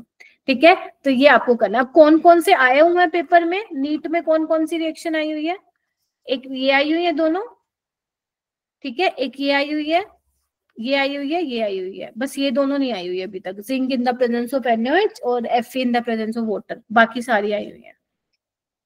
कर लोगे? Yes ma'am. बस आज क्या क्या करवाया फिर? हाँ बोलो बोलो। ग्लूकोज कराया, उसका स्ट्रक्चर कराया, वो डेक्स्ट्रोरोटेटरी होता है वो कराया, उसकी डी कॉन्फ़िगरेशन होती है, फिर मोनोसेकेराइड्स, ओलिगोसेकेराइड्स, पॉलीसेकेराइड्स कराए, फिर उसके बाद बताया। अच्छा रुक जाओ, बस ठीक है। अच्छा अब तुम किसको देना चाहती हो, कौन आगे एक्सप्लेन करे? हम अपूर्वा। दोस्ती, हाँ बताओ अपूर्वा आगे, क्या तुम करो। मैम फिर शुगर्स पढ़े, शुगर और नॉन शुगर पढ़े, रिड्यूसिंग शुगर, नॉन रिड्यूसिंग पढ़े। रिड्यूसिंग वो होते हैं जिनके पास फ्री एल्डिहाइडिक ग्रुप होता है, और सारे मोनोसेकेराइड्स रिड्यूसिंग शुगर्स होते हैं। फिर method of preparation of glucose किया कि सुक्रोज से बना सकते हैं, उसकी हाइड्रोलिसिस करा के। रुक जाओ, अब तुम किसको पास करना चाहोगी? कर दो, किसी को भी कर दो जो क्लास में बैठा है। जानवी। चलो जानवी शुरू हो जाओ, जो जो पॉइंट्स याद आ रहे हैं।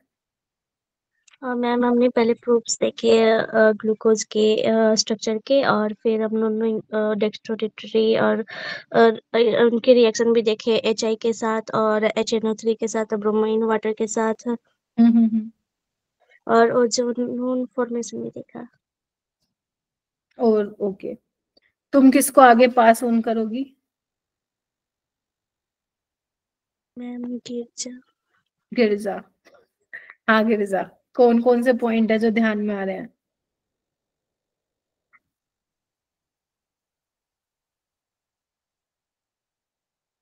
गिरजा है क्या गई?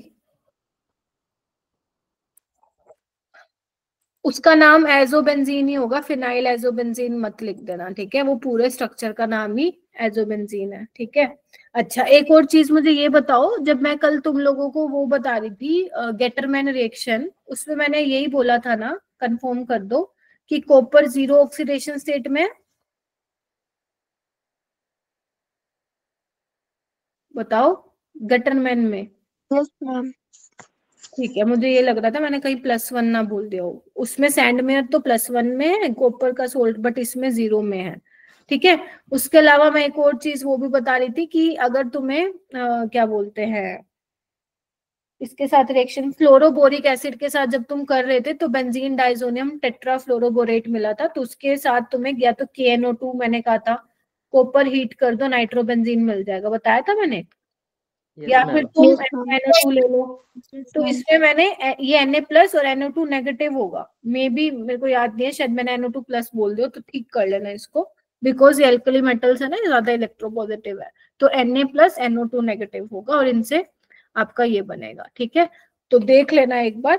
कॉपर 0 में ही बोला था मोस्ट प्रोबेबली। हो एक बार नोट्स में चेक कर लो, नोट्स में अगर तुमने मैम कॉपर 0 में ही है। 0 में ही लिखा है। ठीक है, फिर ठीक है। उसके अलावा बस ये आज आपको करना है, बस खत्म। और सैटरडे को मैं आप लोगों को करवाऊंगी वो क्या बोलते हैं एल्डिहाइड कीटोन का रिवीजन क्लास होगा।